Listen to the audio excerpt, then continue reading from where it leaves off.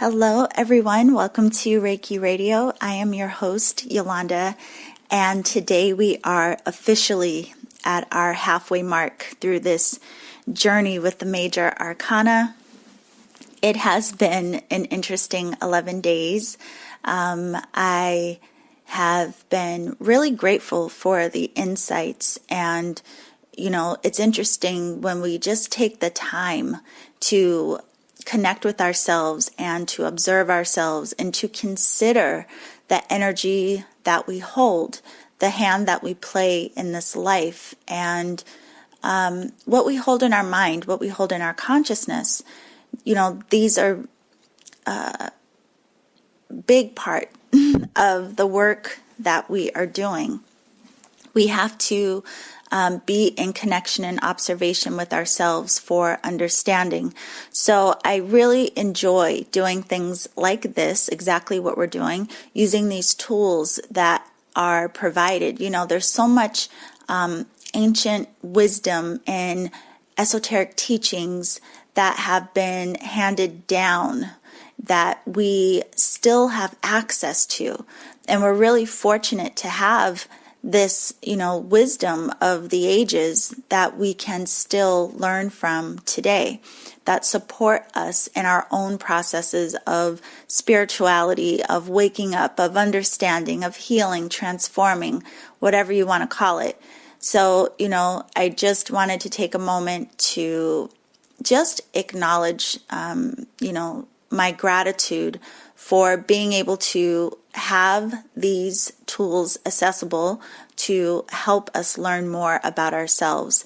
And I thank all of you again for being here with me. For being here for the journey through the major arcana, of course. I love hearing your insights.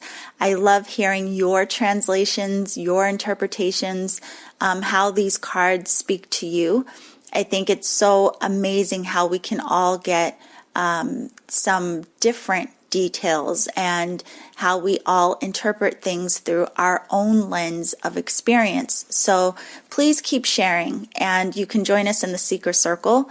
As always, just go to my website, yewchi.com. That's YEWCHI.com. Sign up for the newsletter. You can access the Seeker Circle through that, as well as receive some other gifts. But I also want to thank you just for being here on the podcast. It has grown in ways that I would have never imagined. So thank you for being here. And I hope that you will share Reiki Radio with friends or family or anyone that you think this information would be helpful for. So let's get into day 11. We are on the Wheel of Fortune. So this is an interesting card, and another one of those cards that for some can be a little difficult to interpret. But we're going to look at this again from the lens of our own spiritual evolution, healing, consciousness, deepening our connection to ourselves. So one of the first questions I would like you to consider today in connection to the Wheel of Fortune is to ask yourself if your life is based on luck, or is it based on the consequence of your choice? Is it based on luck or the consequence of your choice? And another thing I want us to consider with this card, because, a lot of times we look at challenging times as, this karmic response. But I also want you to consider if some of the challenges in your life, could they possibly be lessons or situations that you've called forward to help you grow? Okay, so let's talk about the Wheel of Fortune. This card is commonly connected with the energy of movement. It can be a symbol of a turning point in our lives. It could also speak to the energy of destiny, and again, the energy even of karma, of action and reaction, cause and effect. But one of the first things I want to point out is the number of this card, which is the number 10, a 1 and a 0. And that can speak to the energy of beginnings as well as completion. Because this wheel, it also speaks to cycles that we go through, which we will talk about. The 1 and the 0 can also speak to the energy of the divine feminine and the masculine, which could be reflective of our inner process as well as our outward expression. It could also speak to the energy of balance. So we also, we already have a lot of energy around this card. Now, as we have been doing, we're looking at the associated element and associated planet with the card. This card is associated with the element of fire and the planet Jupiter. And Jupiter is the planet that is connected with the energy of expansion. And it also is connected with the energy of fortune. And the astrological sign is Sagittarius. So when we think about the Wheel of Fortune, we can also think about what we are expanding in our life. And when we hear fortune, I mean, it could be a matter of perspective, if it's good fortune or bad fortune. But it's all about looking at the hand we play in all of it and what we do with what comes up in the different cycles that we go through. So there are a lot of elements on this card, very different than the simplicity of the Hermit card we looked at yesterday. So let's look first of all. You can see there are some letters on the card, T-A-R-O. And one way of looking at it, if you start with the R at the bottom and go clockwise, it looks like it spells the word rota, R-O-T-A, which means wheel in Latin. Or we could look at it as T-O-R-A, starting from the top and going counterclockwise, and we get Torah, which we also saw in the High Priestess card. Remember, she had that wisdom, that document of wisdom in her lap, and all you could see visible was T-O-R-A. Or we could also look at it as tarot. Start at the top and go clockwise, T-A-R-O, and we return, come back to the T. So it could also be looked at that way. There are some other ways that people look at this, and speaking of which, you can research or look up the definitions of these cards as we go. I honestly don't know what the definitions are in the book that comes with it. I don't even know where my book is, but if you are enjoying this journey and you want to go even deeper with the cards, because it's not, I'm only sharing information based on what I have learned and with what comes through in these conversations, very specific to using these cards for our own awakening and healing and transformation. So I do encourage you to study on your own if you are enjoying this process. Okay, so back to the card. We come into the next circle in, and there are some symbols that you see that are on the spokes of the inner wheel. So these symbols really speak to alchemy. And at the very top, we have the symbol for Mercury. On the right, we have the symbol for sulfur. At the bottom, we have the symbol for water, which is also, that symbol is also the symbol for Aquarius. And on the left, we have the alchemical symbol for salt. Now, at the very center, there is the wheel of Dharma. So just in that element of the card alone, there is a lot going on. But it really speaks to the energy of change. It speaks to the energy of transformation. It also speaks to, the wheel in of itself being a cycle. It speaks to how life is in constant motion. It's constantly changing through its motion. So another question to ask yourself today is, how are you managing the movement of your life? Now, even though this is called the Wheel of Fortune, I do want to point out as well, you don't want to get stuck in just thinking of this as, like, again, a card of luck. It really is looking at cause and effect. Every action, again, has a reaction.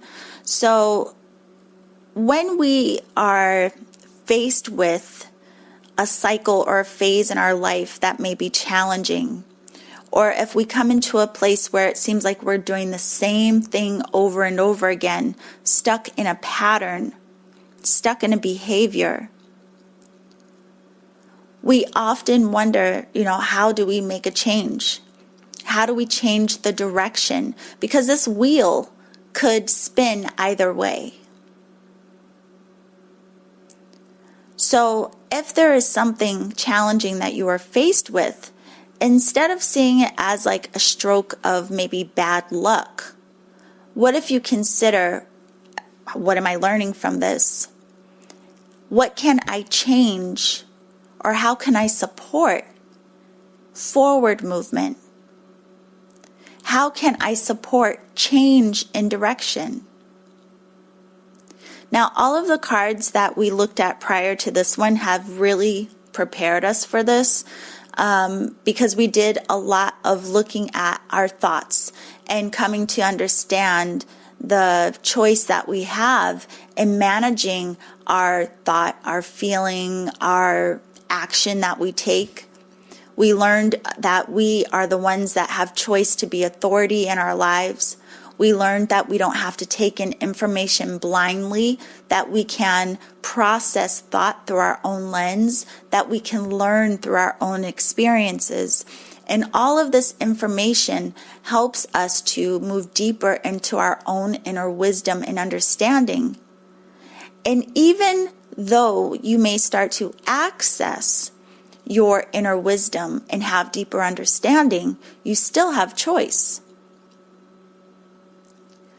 And a few days ago, we reviewed the Strength card, and we are really looking at the choice in even how we use our strength. Sometimes we have to access our inner strength to help us move forward. But we also have the consideration of how we are exerting our strength. Is it something that is forceful? Is it something that is ego or fear-based driven? Or is it something that is coming from a space of love and compassion? All of these considerations matter because they are influencing the flow or the direction of our lives. So, to change the direction or to help support the movement, we have to look at ourselves and take responsibility and accountability for the hand we play in our own wheel of fortune. Now, the interesting thing about this is it does, again, remind me of the cycles that we all go through. And we've talked about this on Reiki Radio before, like the moon phases, how we, plant seeds of intention during the new moon, and then the action that we take to support that brings us all the way through the moon phases till we come to the full moon, where we come to a space of completion of a cycle, where we come to a space of illumination,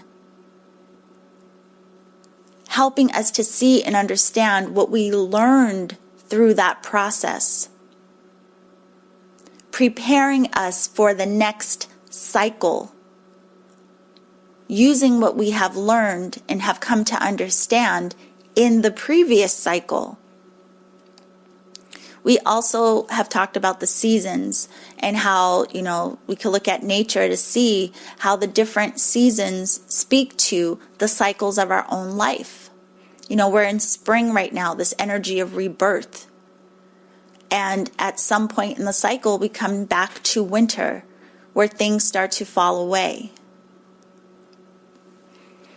It's the same. It's all about how we go through these cycles of life. We go through these cycles of experience. But the key is that they are all governed by you. How do you move or function through the movement and cycle of your life? So when we look at the Wheel of Fortune, again, expand your view on this. It's not just about fortune or good luck, and it's not just about misfortune. It's about every aspect of your life and the choice that you make, the awareness that you have, because you play a hand in all of it. Now, one thing I will say with this, a reminder again, there are no regrets, okay? We learn from the highs and the lows in our life. But how we respond to what we have learned determines the flow. So if you have hit a space in life, or if you go through a part in your cycle, again, that feels challenging or has caused upset, you don't have to regret or beat yourself up like, oh, I did the wrong thing, I made the wrong choice. Because just like I said at the beginning, the truth of the matter is sometimes we call lessons forward to help us change momentum. Sometimes we call challenges forward to help deepen our understanding and to help us grow. And from that perspective, we can even look at the Wheel of Fortune as fortunate, no matter if we're experiencing a high or a low. It's all in our perspective. It's all in our understanding. I mentioned to you on the show before, there have been a lot of challenges through this process that I have been hyper aware of, but I have been so grateful for, because they did help me to deepen my understanding and my awareness. I've also talked to you about being aware of my choice, functioning from my higher self or sometimes functioning from my ego. And even if I choose to function from ego, I'm doing it with awareness. I understand that there will be ramifications. This is about being responsible. Again, understanding cause and effect, action and reaction, and recognizing that we play a hand in all of it. And that's a beautiful thing when we can really own that, because then we don't fall into a space of feeling like the universe is beating us up.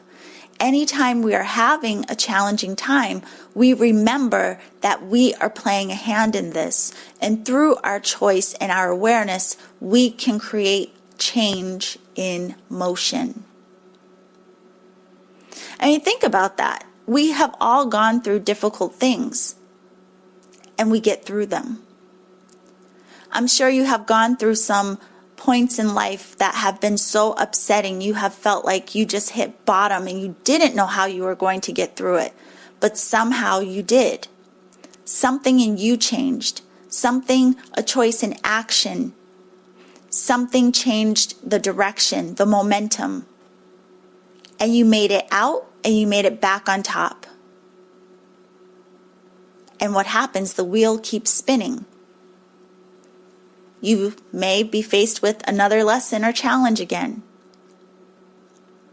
But it comes down to, again, how we perceive and interact with all of this, if we see it as fortune or not. Now, let's get back really quickly to the elements of this card, because there are so many of them. One of the things that stands out is this red-looking creature, and that's actually said to be Anubis. And Anubis is an Egyptian deity, and he is connected with the afterlife. So in this card, we could look at, Anubis, it looks like he's kind of supporting the wheel of fortune as him being a symbol of rebirth. We go through these death cycles and we rebirth into new awareness, into new understanding. We also have a yellow snake on the left side coming down the card. And the yellow snake, one of the first things that comes to mind is the energy of temptation, because we saw the snake in the Lover's card. And sometimes we are not in our power necessarily, and we may be acting from a space of, being tempted to do things that aren't necessarily going to support an enjoyable direction for us. It may be enjoyable for, the moment, but the long-term ramifications may be not that great. But the snake could also be a symbol of our higher consciousness and that unification. Remember, we talked about how there's often a depiction of two snakes moving from the base of the spine up to the third eye, unifying the feminine and the masculine, coming into that singular snake head. And it also reminds me of Egyptian pharaohs having that snake head that comes from where their third eye is off of their headdress. So the snake can also be a symbol of consciousness within this card, and especially because he is the color yellow, which we've talked about relates to higher consciousness in the tarot. There's also at the very top of the card a sphinx, and the sphinx we have seen in the card we saw on the chariot. The sphinx also has the black and white headdress, which kind of reminds us of the high priestess. Again, that balance and how our wisdom is really found in between the duality. And the Sphinx is holding a sword in this card. And in the tarot, the sword is related to our thought. So the Sphinx is really the guardian of wisdom in this card. And again, we want to consider if we are accessing our higher wisdom in the choices that we are making. And even again, if we are aware of our higher wisdom and, higher aspects of choice or decision, are we taking that? Are we trusting that? What are we responding from? Now, one of the main things in this card as well is there are 4 creatures, I guess you'll call them, one in each corner of the card. What these 4 symbols are, is they are symbols of the 4 fixed signs in astrology. So the winged angel at the top left corner is a symbol for Aquarius. It's also the energy or element of air. And the fixed signs are contained energy. So just really quickly, I'll tell you, if you're not that familiar with astrology, the signs are broken up into what are called modes. So there are cardinal signs, mutable signs, and fixed signs. The cardinal signs are initiating. They initiate energy. The mutable signs are changeable. They are adaptable. And then the fixed signs are like contained energy. So we could look at the symbol of the Aquarius or the winged angel as contained thought. Then next to that we have an eagle, which is the symbol for Scorpio, which is related to the energy or the element of water. And this is like contained emotion. Then at the bottom we have a winged lion, which is a symbol for Leo and the element of fire. And this is contained will or action. And then finally we have the winged bull, which is a symbol for the sign Taurus and the element of earth. And we can look at this as like contained creation. And each of them is reading a book. Now, some say it's the book of knowledge. Some say it's the book of life. Some say, again, this card speaks a lot to wisdom. So with looking at these 4 elements, looking at these 4 signs, this card is reminding us about the wisdom in each element, in air, fire, earth, and water. Now, what does that remind you of? The magician, right? The magician had tools that were symbolic of all 4 elements out in front of him to help us learn how to master our own human nature. So if these are represented in this card, and we're talking about the flow or the movement of our life, our destiny, our karma, this card is clearly highlighting for us that being the master of our own human nature is going to support us. So another question today is, how well do you contain or manage your thought, your emotion, your will, and what it is you are creating in your life? So again, just to wrap it all up with this card, our life is in constant motion. There's constant movement. There's constant change. But today we can meditate on or be an observation of how we are personally directing the movement,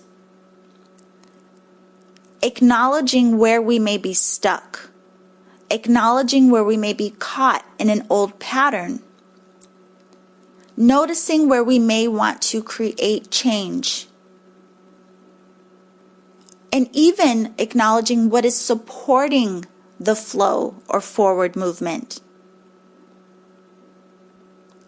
Now again, through the highs and lows, we can see the lessons, and we can access our inner wisdom for guidance throughout all of this. Now, one last thing, when we go back to the planet associated with this card is Jupiter, and I told you that's the energy of expansion. So again, I would ask you to consider, we can all consider today, what is it that we are expanding in our life? What are you pouring your energy into?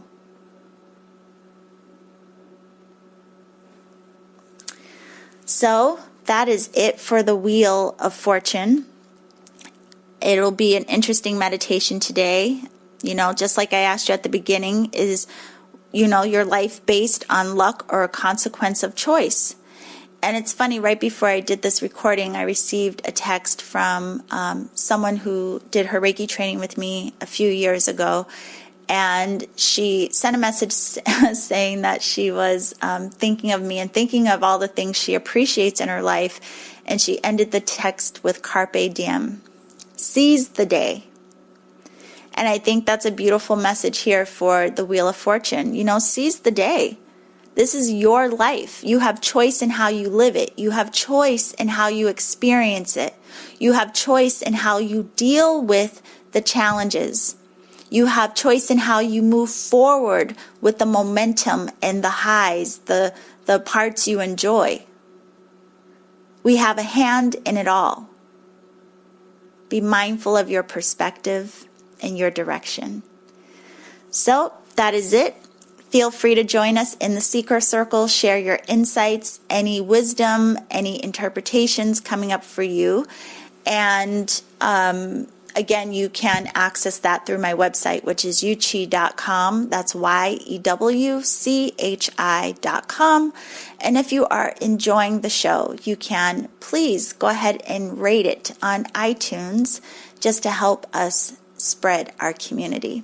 So thank you all for joining me today. I will see you tomorrow, and remember to always journey in love.